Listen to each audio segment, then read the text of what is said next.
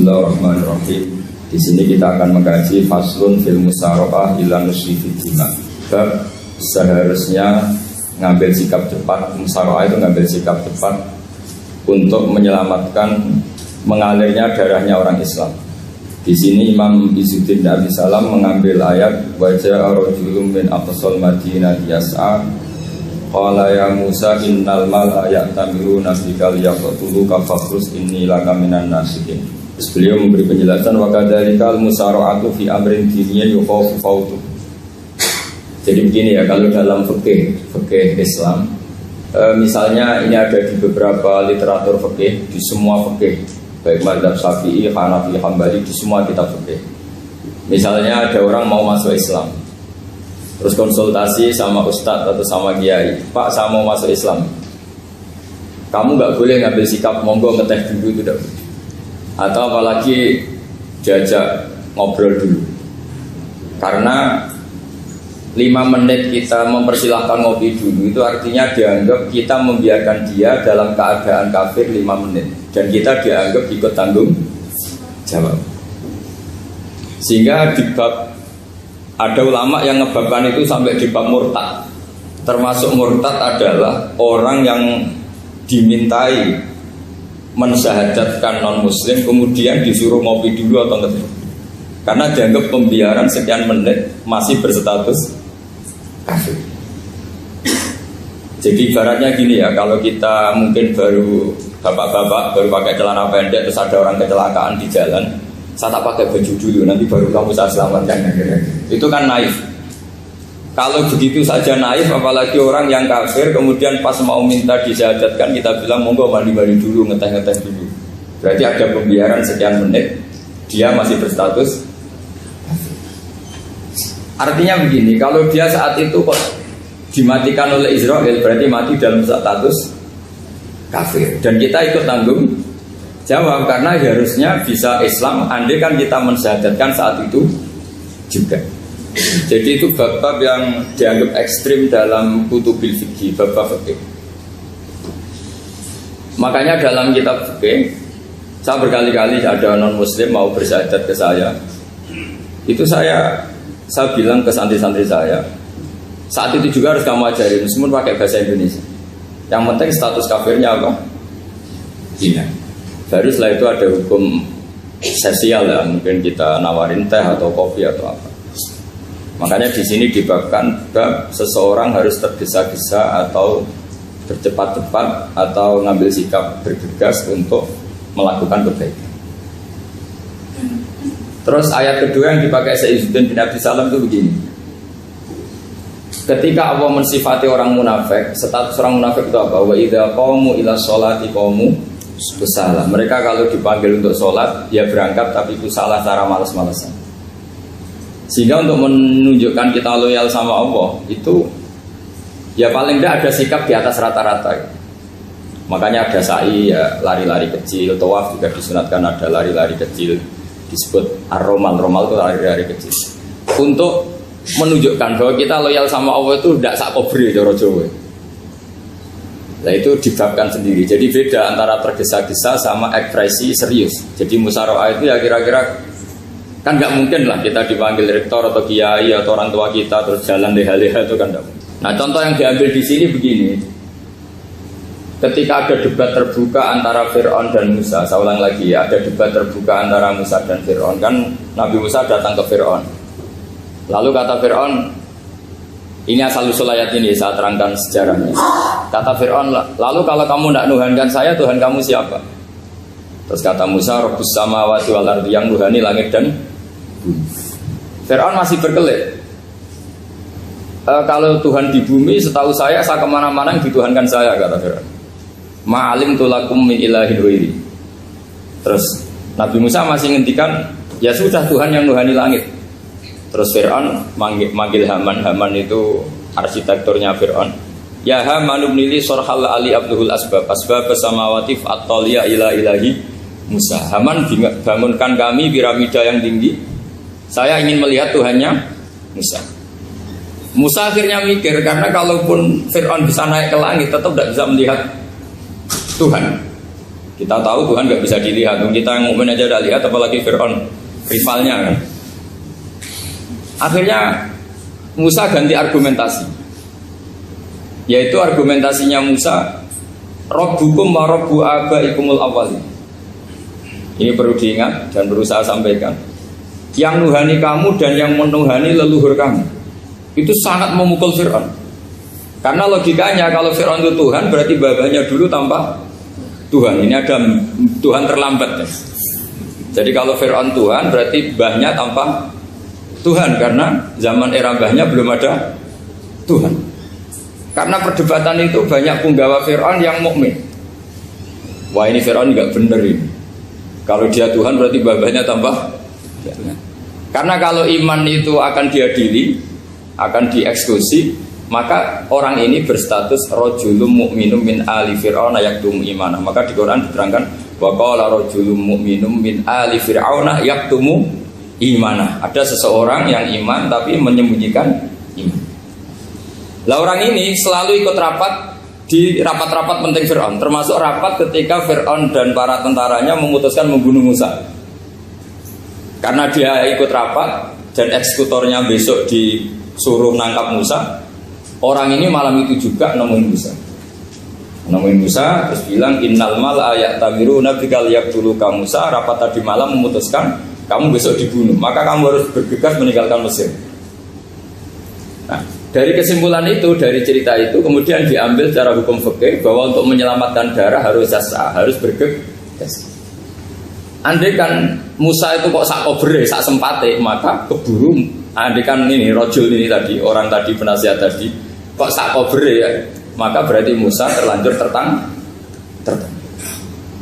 Jadi itu pentingnya ulama ya. Jadi cerita yang linier, cerita yang seakan-akan cerita, di tangan ulama tetap menjadi al-ahkam al-fiqhiyah, menjadi ketentuan-ketentuan apa? Fikih. Jadi yang diambil di sini adalah lelaki tadi yang ikut rapat tadi bergegas menemui Musa, memberitahu kalau kamu besok mau dieksekusi, fakhrus, maka kamu harus cepatnya keluar dari Mesir untuk menyelamatkan diri. Terus oleh Syekh Izzuddin bin Abi Salam dibabkan bab harus tergesa-gesa menyelamatkan darahnya orang apa? Islam. Jadi ini penting saya sampaikan. Jadi al-qasas ya, semua cerita di Quran itu tidak sebagai cerita, karena Quran tidak ingin melahirkan pendongeng, tapi harus menjadi ibrah, menjadi teladan. Jadi makanya terus di kitab-kitab ulumul Quran diterangkan al-qasas ya, beberapa cerita di Quran adalah semuanya menjadi ketentuan fikih.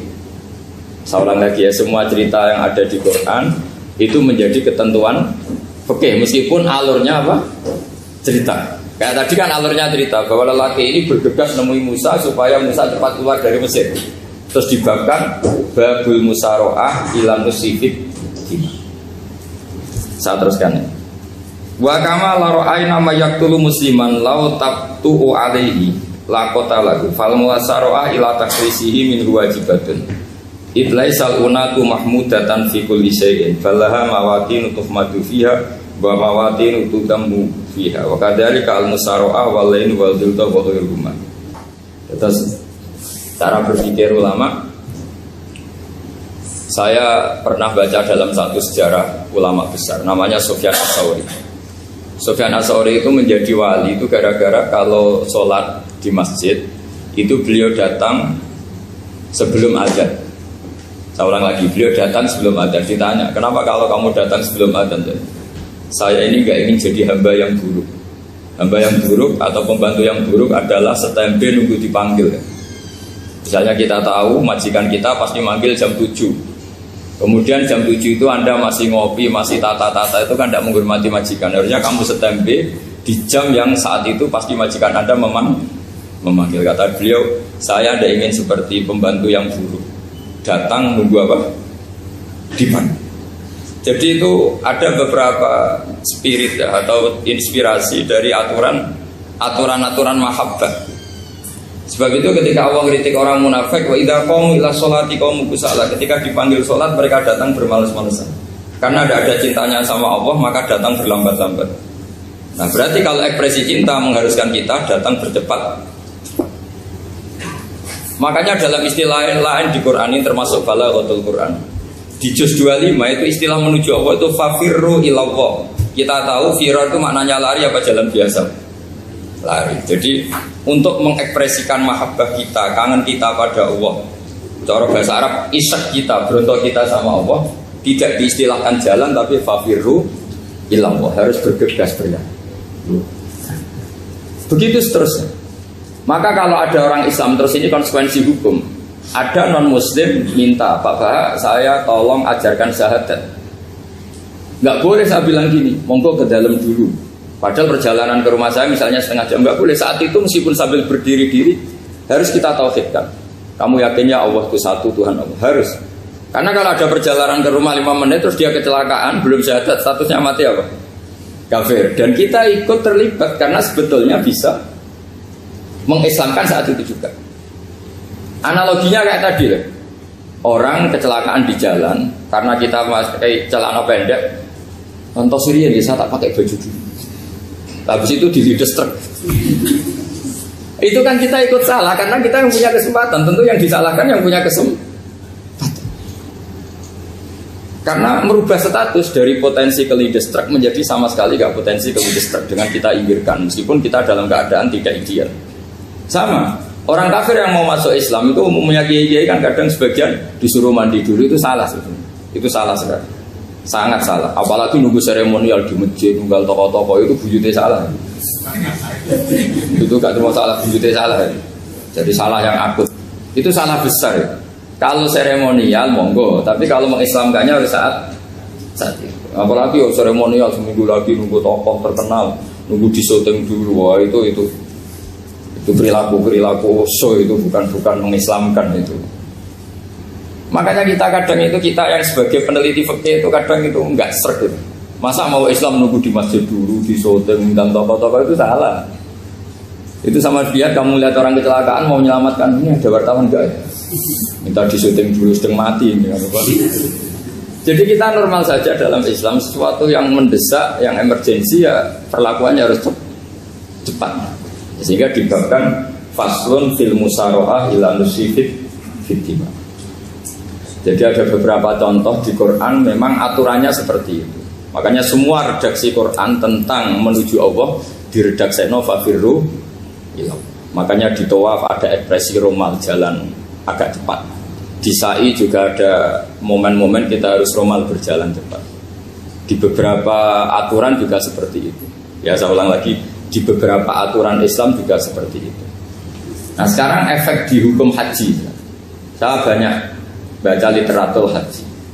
Haji dalam aturan Islam itu wujuban tarofian, wajib yang tidak langsung mendesak.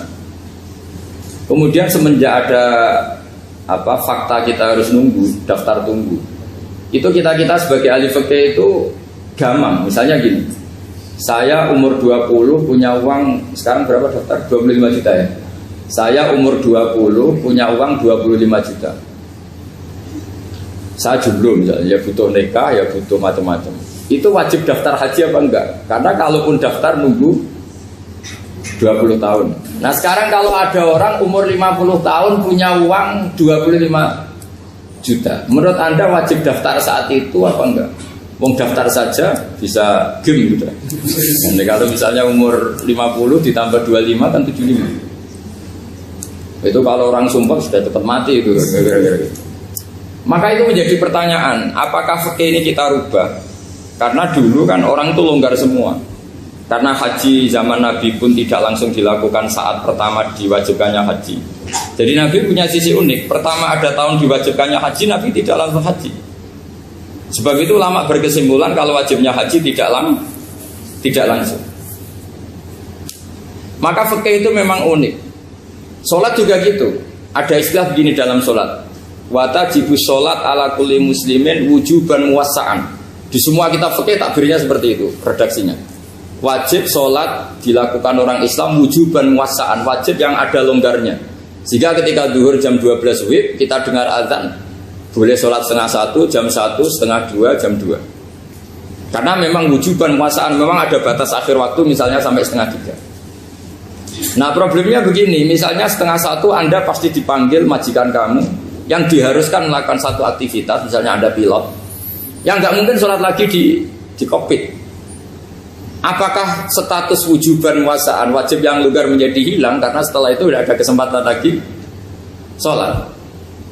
Apa tetap kita sebagai ahli Islam yang agak balelo tapi alim, misalnya ya sudah tetap jadi pilot, nanti kan ada aturannya sendiri, ada rukhsahnya sendiri, ada kemurahan sendiri kita sudah jadi pilot, misalnya sholat tanpa harus menghadap kiblat, sholat yang tetap di perjalanan.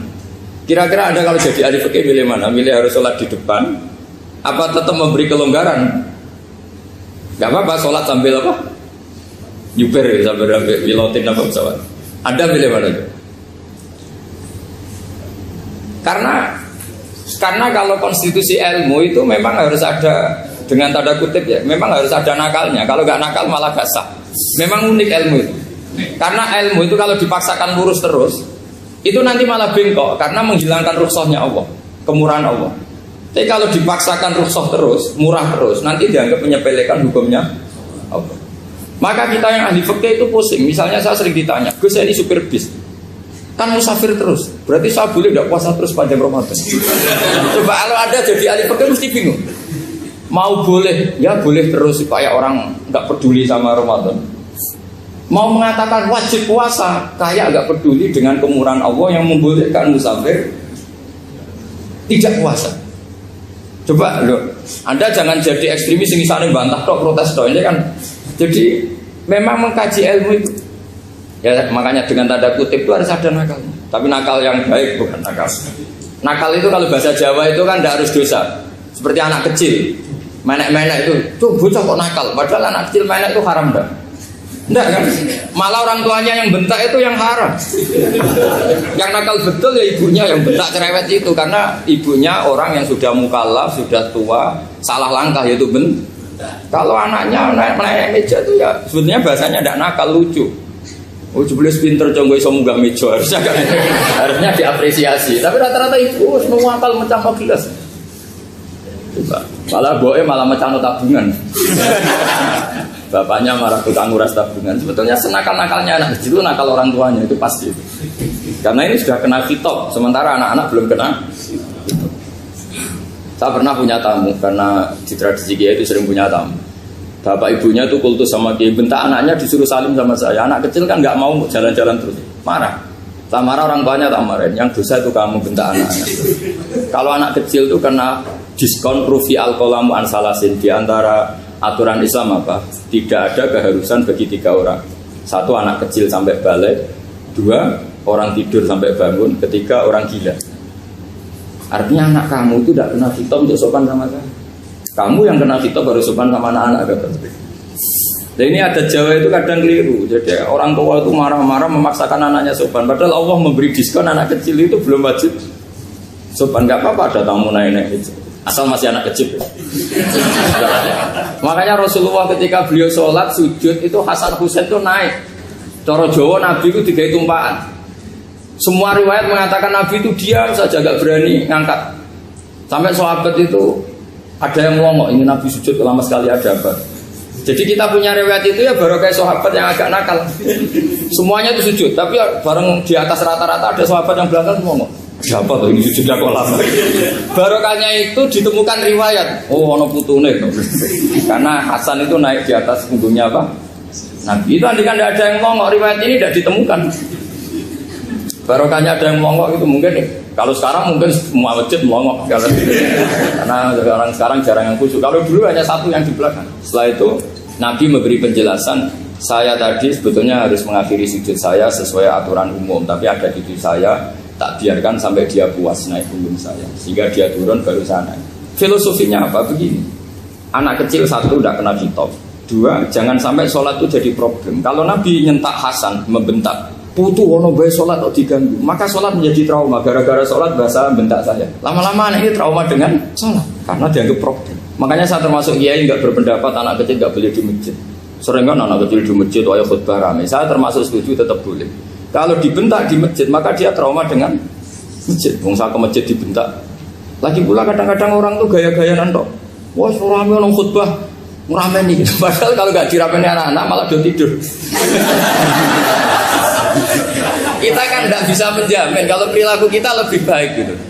Mendingan kan anak-anak main di masjid timbang di karaoke kan. Jadi kan, lah ini maksudnya saya, ini fikih ya. Fikih itu wilayahnya, makanya jadi ahli fikih itu susah-susah gampang. Jangan hanya berpikir protes dengan ketentuan fikih, mengkaji yang sebanyak-banyaknya itu tadi. Misalnya Anda seorang supir permanen, supir bis terutama. Kalau truk kan bisa leha-leha, kalau bis kan ada deadline-nya ya waktu. Seperti bis jurusan Surabaya Semarang, saya kan sering naik bis jurusan Surabaya Semarang. Kadang-kadang supirnya melihat saya tanya, Gus saya ini supir, saya ini Ramadan itu gimana ya? Ya saya sudah ngerti setengah nakal, dan senengnya dijawab rasa poso ya saya tahu. Tapi masalahnya secara fikih kalau kamu menghargai, kamu harus puasa terus. Kamu melanggar konstitusi ilmu. Memang musafir punya diskon? Boleh? Tidak puasa. Pertanyaannya, bayarnya kapan? Nung Syawal ya nyupir lagi, Zulqa'dah nyupir lagi, nanti sampai Ramadan ya. Lah terus, ya pas kamu cuti, biasanya cutinya pas sakit, boleh diskon lagi karena sakit. Coba. Nggak, andai kan Anda jadi ahli fikih milih zaman. Lo kalau orangnya soleh terus kayak ustadz di sini kayak dosen UI kan, masa dosen UI Universitas Islam nggak Islami kan nggak mungkin. Mungkin memilih poso kan. Masalahnya ini kan hukum untuk orang kebanyakan, nggak boleh hukum mosok gak kuat. Sahur jam 3:30 ngombe vitamin pokoknya harus kuat. Itu udah hukum, itu saran. Hukum itu beda dengan saran. Hukum itu hanya berpijak musafir itu boleh store. Kalau saran memang boleh, ya usahakan kamu makan 3:30 pas fit, nyumpir. Terus kalau nyumpir selesai jam 10, nanti istirahat. Memangnya majikan bisa ngatur jamnya? Itu fikih.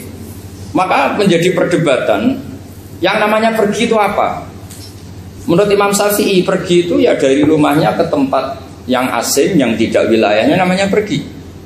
Menurut Imam Ahmad bin Hanbal enggak. Pergi itu tidak kerja. Jadi orang yang supir yang seperti itu namanya tidak pergi tapi kerja.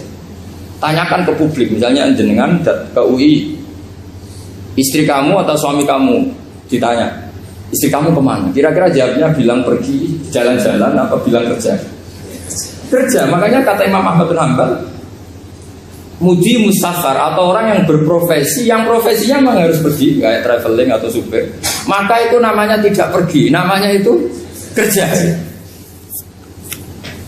Karena apa? Sekali distatuskan pergi, maka ikut status yang dikatakan Allah dan Rasul, dapat diskon, boleh tidak puasa. Maka terus kita debat tentang definisi.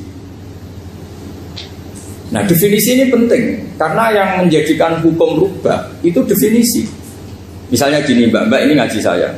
Statusnya kalau pakai status saya ajnabi, orang lain Bapak ajnabiyah, maka hukumnya saya melihat Bapak ini haram karena statusnya ajnabi melihat ajnabiyah yang tidak mahram.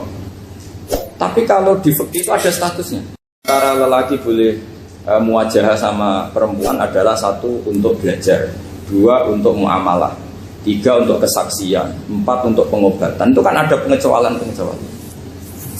Sehingga statusnya sekarang Mbak itu belajar, apa ingin melihat Gus Bah atau Gus Bah itu mengajar, ingin melihat Mbak, itu statusnya bisa rubah. Makanya kalau sebetulnya kalau kita marung di warung misalnya Padang, kita nggak pilah-pilah, kebetulan pelayannya perempuan itu masih bisa dikhilaf secara fikih. Saya muamalah marung, cuma kebetulan penjaganya. Tapi masalahnya Pak ini punya daftar penjaga yang cantik, yang masalah. Maka pertanyaannya itu marung ke situ demi marung, apa demi melihat? Tidak jawab saja. Demi marung apa demi melihat? Kalau demi marung sepakat yang penjaga yang sangar-sangar juga banyak. Akhirnya kalau demi makan, penjaga yang cowok kan banyak. Kalau demi melihat, berarti yang dihitung kan niatnya. Berarti karena muamalah apa karena melihat? Melihat. Itu status. Jadi makanya kalau mudi musafar itu namanya orang pergi atau orang kerja? Orang kerja. Maka menurut pikirannya Imam Ahmad bin Hanbal, seperti itu harus puasa karena dia adalah pekerja, bukan musafir. Lalu dalam masalah jumlah 3 hari misalnya, kalau dalam fikih kita, nggak saya kenapa ngomong fikih terus ya, karena banyak yang melupakan fikih. jenengan pergi haji. Zaman Nabi haji itu jamak dan qashar terus. Padahal hajinya Nabi itu, haji itu minimal kan berapa hari minimal itu? 9, 10, 11, 12. Sebenarnya haji itu minimal hanya 4 hari. Karena 13 Dzulhijjah bisa nafar apa? Awal. Kalau nafar awal berarti nggak ada kewajiban nafar sani. Berarti yang wajib betul kan 9, tanggal 9 wukuf di Arafah, terus 10 biasanya ifadah sama balang jumroh apa? Akobah, terus 11, 12 itu kan sudah boleh cabut karena apa? Nafar apa? Awal. Berarti nggak usah nafar apa? Sani. Berarti hanya berapa? 4. Tapi Nabi haji di Mekah Medina itu sampai 40 hari karena perjalanan. Pertanyaannya, ketika Nabi menjamak dan mengqashar itu cara Imam Syafi'i lis safar. Karena Nabi orang Medina datang ke Mekah dengan jarak 460 kilo, maka Nabi boleh jamak dan qashar. Jadi pikiran Imam Syafi'i, jamaknya Nabi itu lis safar karena pergi. Cara pikiran Imam Malik enggak, jawabnya Nabi itu lin nusuk. Nabi menjamak sholat itu karena melakukan ibadah haji. Efeknya adalah orang Mekah kalau haji itu cara Imam Malik meskipun jaraknya dekat boleh apa? Boleh apa? Qashar, boleh jamak qashar. Lalu terus ada pertanyaan fikih lagi. Lalu jamak qashar itu karena pergi apa karena masyaqqah? Karena repot. Coba kalau sampean kira-kira jawab. Misalnya kita orang kaya bawa uang 1 miliar naiknya Alphard, ada supirnya, ada ajudannya, pergi di jarak 100 kilo. Masyaqqahnya kan tidak ada sama sekali, apalagi di tol kebetulan nggak macet. Kira-kira boleh jamak nggak? Boleh Gus karena pergi, tapi kan nggak ada repotnya sama sekali. Dibanding misalnya yang ngebis bawa beras 1 kintal gitu kan, udah gitu suruhan orang lagi kan pusing. Maka fikih ini untuk memberi hukum itu, kalau fikih itu menstatuskan dulu. Ini orang boleh jamak itu karena masyaqqah apa karena safar. Lalu kalau setelah karena safar itu karena jaraknya apa tingkat masyaqqahnya. Kalau karena jaraknya ya tidak juga. Tidak juga gini maksudnya. Mungkin Anda tidak pernah terpikir begini. Kalau saya mau ke Jakarta, kemudian sampai Purworejo itu sudah waktu zuhur. Saya boleh nggak zuhur di situ sama asar? Boleh kan? Padahal perjalanan saya belum capai. Artinya nunggu boleh jamak itu setelah kita menempuh jarak itu apa menuju, sedang menuju dan niat. Sedang menuju dan niat. Misalnya saya mau ke Jakarta, saya orang Sleman mau ke Jakarta, itu sampai mana itu Magelang itu sudah boleh jamak kan? Boleh kan? Boleh karena saya mau ke. Nah pertanyaan secara fikih mungkin Anda tidak terlintas. Ternyata ditelepon sama istrinya nggak jadi pergi. Padahal sholatnya kadung di jamak zuhur dan asar. Apakah setelah di rumah sholat lagi? Tapi nggak pernah mikir gitu. Jadi orang fikih itu sudah pusing, makanya jangan diprotes terus. Kita ini sudah pusing, tapi orang itu enak aja protes terus. Nggak perlu jenengan, nanti wajib sholat lagi enggak? Dia bolehnya jamak kan berdasar berstatus musafir. Ternyata setelah Magelang ditelepon istrinya nggak jadi. Dia kadang sholat zuhur dan asar. Setelah pulang masih jam 1. Terus ada asar, wah sholat. Kalau ada sholat lagi apa ada? Jangan saran. Kalau saran, wah sebaiknya sholat lagi. Itu tidak hukum, itu saran itu namanya. Saran dengan hukum beda. Sholat lagi pada loh, ketika ada jaga itu berdasar malas atau berdasar hukum? Apa? Nah kalau Anda sholat lagi, pertanyaannya gini, Allah itu tidak punya tradisi mewajibkan 2 kali. Pertanyaan fikihnya mesti gitu. Dan saat Anda di Magelang menjamak itu melakukan sesuatu yang disahkan oleh agama. Berarti pas Anda jamak zuhur asar, sesuatu pas melakukan itu kan berstatus sah dan boleh. Meskipun setelah itu ada masalah, istri kamu nelpon terus pulang. Tapi pas itu kan sudah dinyatakan oleh malaikat sah, Anda sudah zuhur dan asar. Kalau melihat itu tidak wajib mengulang. Tapi bisa saja malaikat ada yang usil. Itu sah karena Anda berstatus musafir. Berhubung status Anda hilang, maka Poin Anda sudah sholat juga hilang. Kamu milih fikih yang mana? Jadi peneliti fikih itu beda dengan orang-orang yang dengarin protes. Beda karena nekuni. Nekuni itu beda karena ada konsekuensinya. Makanya fikih itu sampai saya punya kitab fikih itu dikarang satu orang itu jumlahnya 20 jilid. Per jilid itu segini. Jadi satu meja ini dikarang satu orang. Itu mulai yang presisi, yang detail sampai yang khayal. Yang khayal juga ada. Yang khayal itu tadi beliau banyak menghayalkan gini. Suatu saat Anda datang ke Mekah itu hanya butuh waktu 20 menit. Zaman itu belum ada pesawat. Lalu boleh gak jamak? Boleh gak nakal? Nakal itu begini. Sama orang kaya punya jet pribadi. Misalnya ada Ronaldo masuk Islam, orang kaya. Itu bisa gak puasa? Karena begini. Misalnya dia orang, contohnya orang Arab ya. Orang Arab, jangan orang. Nah, contohnya itu dibalik saja. Di sini itu kalau imsak jam berapa tuh? Imsak Ramadan jam berapa? 3:30 aja biar aman ya. Kalau 3:30 kan masih imsak. Dia terbang ke Mekah. Jadi orang sini puasa jam 5 kan mulai puasa. Dia terbang ke Mekah kan masih malam. Makan terus dia. Mekah mau ada matahari terbang lagi ke barat.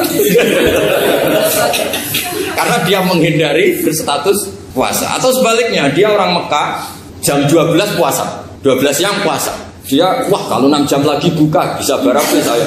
Terbang ke Indonesia. Ke Indonesia terbang baru 1 jam di sini sudah buka. Itu khayal. Jadi itu ada khayalnya. Itu lama dulu sebelum ada pesawat sudah mengkhayal gitu. Bolehkah orang yang di Masyriq ke Maghrib demi itu? Kalau Anda jadi Raja Salman jam 1 kok sudah nggak kuat apa? Puasa itu diberi saran terbang ke Indonesia. Itu kalau pakai jet kan nggak sampai 9 jam, 1 jam ke Jakarta. Sudah ada wow akbar. Bukan. Boleh enggak? Lo mau kamu enggak bilang, oh enggak boleh. Wong di Jakarta sudah huru samsi. Masa sudah matahari terbenam orangnya enggak boleh? Bukan. Leja. Apa? Kalau resikonya gini. Sampean mungkin nggak mikir, resikonya gini. Kalau dia berstatus musafir, bolehnya buka karena musafir. Pertanyaannya dia wajib bayar. Kan musafir bolehnya kodok nanti harus bayar. Tapi kalau dia buka normal kan bayar. Beda, efek pakainya beda. Sampean jangan protes, Gus. Baik gimana mau ngaji malah tidak senang. Ini kan ngajinya para dosen, para pegawai. Jadi harusnya itu jadi mufti, ngaji untuk jadi mufti. Bukan ngaji untuk mendengarkan. Jadi makanya saya mohon jangan sering protes sama ulama. Ulama sudah pusing. Karena efek-efek hukum itu tidak gampang. Kayak tadi misalnya kalau dia boleh buka atas nama musafir, resikonya wajib bayar. Masalahnya Raja Salman ini mau enggak gitu. Dia inginnya. Maka pertanyaannya itu kitab yang milik saya tadi yang 20 jilid tadi. Ulama itu mulai dulu sudah membayangkan bagaimana kalau suatu saat ada satu kendaraan. Kenapa ulama bisa bayangkan itu? Karena ada buruk.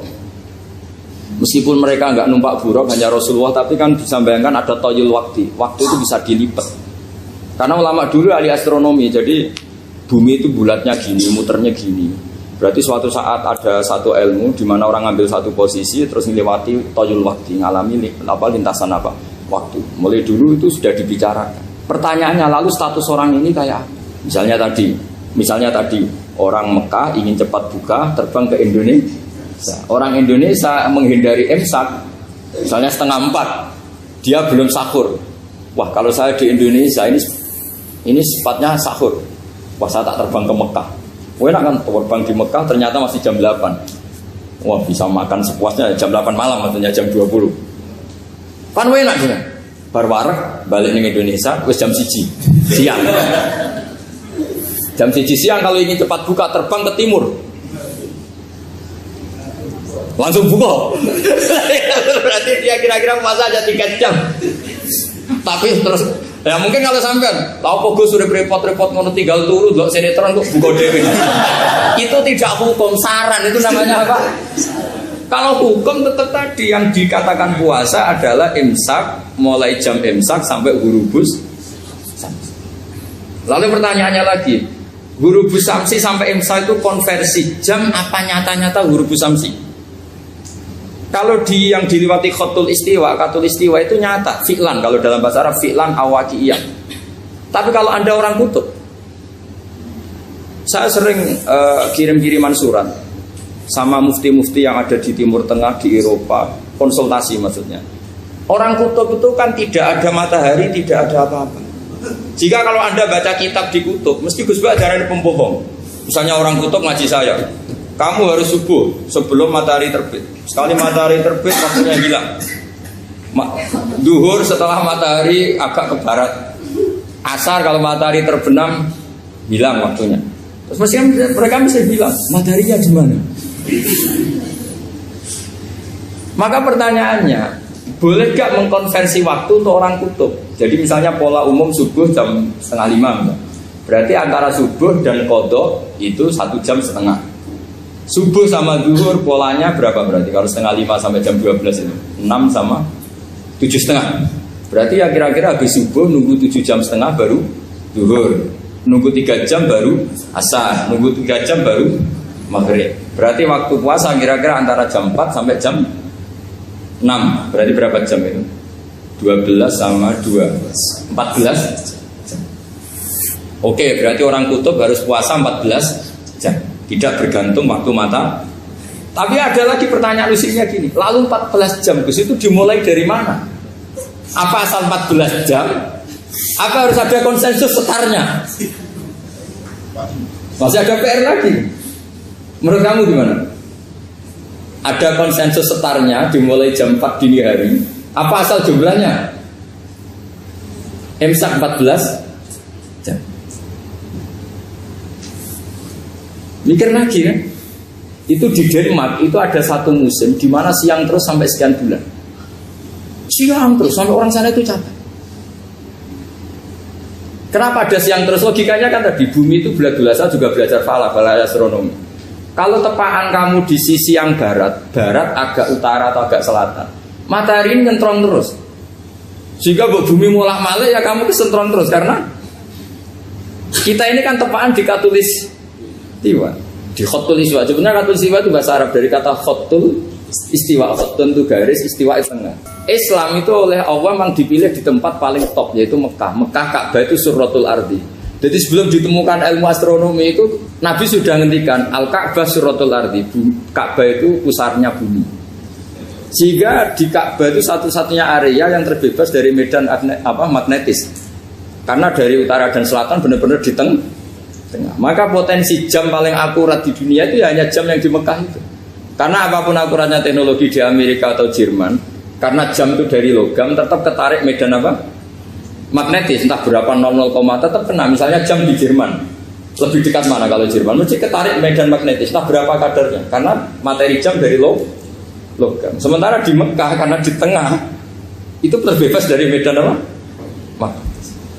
Nah, sehingga yang segaris dengan Mekah kayak Indonesia itu semuanya khatul istiwa.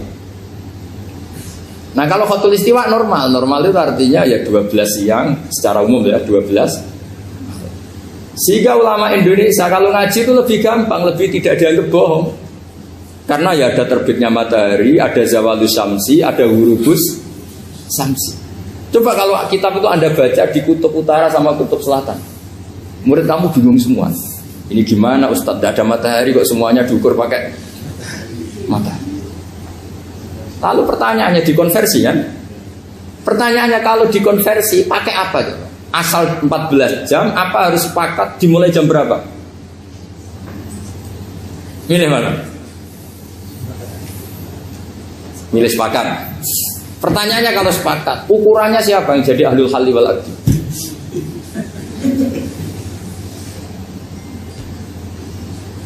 Jadi orang fikih itu sudah bingung, makanya saya mohon jangan sering diprotes. Saya pernah ketemu ulama, saya kan sering ikut komunitas di New York. Itu andekan di Bur, itu pas persis Ka'bah. Jadi buminya itu kalau di Bur itu pas persis Ka'bah. Lalu pertanyaannya, ada kiblat tidak di sana? Ya bumi kan gini ya. Kalau dalam bahasa falak itu ada rubuk namanya. Rubuk itu bumi yang sewaktu itu hanya yang seperempat. Ya bumi yang sewaktu itu hanya seperempat. Jadi kita sekarang siang, berarti yang baru siang hanya seperempat bumi. Nanti yang malam ya hanya seperempat bumi. Ya misalnya sekarang kita di sini siang, di Arab Saudi kan belum, ini masih 5:30. Ini sekarang di Arab Saudi baru 5:30. Lah itu ada daerah di mana dengan Ka'bah itu pas atas sama bawah. Harusnya kan bebas arah. Apa? Bebas arah. Lalu orang sana sholatnya itu menghadap kemana? Pernah ulama New York itu minta fatwa ke Rabitatul Alam Al-Islami. Lalu kita harus menghadap kemana? Makanya dalam dunia anekdot ulama itu ada anekdot Abu Nawas itu orang yang nggak pernah kalah debat. Dia tuh terkenal nggak pernah kalah debat. Tapi dia ada ilmuwan. Dia punya tetangga ilmuwan, punya pengaruh besar. Semua orang ngaji ke ilmuwan itu. Mantelnya bukan main, karena dia ahli falak, ahli astronomi. Mau nandingi dia ada bisa, gak nandingi itu reputasinya jatuh. Orang itu berteori kalau bumi itu bulat-bulat. Kalau kamu jalan ke sini, maka akan tertitik yang. Suatu saat si profesor ini kemalingan, terus minta tolong Abu Nawas rumah saya kemalingan. Terus lari kemana malingnya? Ke timur. Setelah ke timur, larinya ke timur. Abu Nawas lari ke barat. Lari ke barat. Terus ditanya, sudah tak bilangin malingnya lari ke timur, kok kamu lari ke barat? Nanti ketemu di titik yang sama. Sebenarnya itu profesornya makal. Oh kamu nyindir. Artinya Abu Nawas gak terima. Teori Anda itu gak bisa. Secara keilmuan benar, tapi secara faktual gak boleh. Berarti kalau ada orang ngejar istrinya lari ke timur, dia harus tetap ke barat. Nanti ketemu di titik yang sama. Jadi malingnya tuh lari ke timur, Abu Nawas ngejar ke barat. Ketika ditanya profesornya, sudah bilangin malingnya tuh lari ke timur, kenapa ada ke barat? Kata Anda nanti ketemu di titik yang sama karena bumi bulat-bulat. Nah pertanyaannya gini, lalu kalau yang segaris itu ada arah enggak? Kayak New York tadi. Menurut kamu tetap berkiblat apa enggak usah? Loh kalau yang rubuk jelas. Loh gitu, kalau rubuk begini loh, misalnya begini, terus kamu di sini sama sini kan masih ada arah, tapi kalau sini sama sini masih bisa kiblat. Sama enggak usah protes, orang fikih sudah pusing, enggak usah diprotes. Karena yang dipikir itu macam-macam. Nah ya makanya ini mengkaji ya, saya mohon ya kayak tadi ini mengkaji, saya mohon saya cukupkan sekian. Sementing apa ya, kita ada respeknya lah sama ulama. Jadi ulama itu susah, mikirnya susah, harus tanggung jawab di depan Allah, di dunia diprotes terus. Ini mungkin yang bawa kitab ikutnya halaman 293 itu yang mungkin nanti bisa dikopi sama yang nggak punya tag, yang nggak punya tag mengkopi sama yang punya.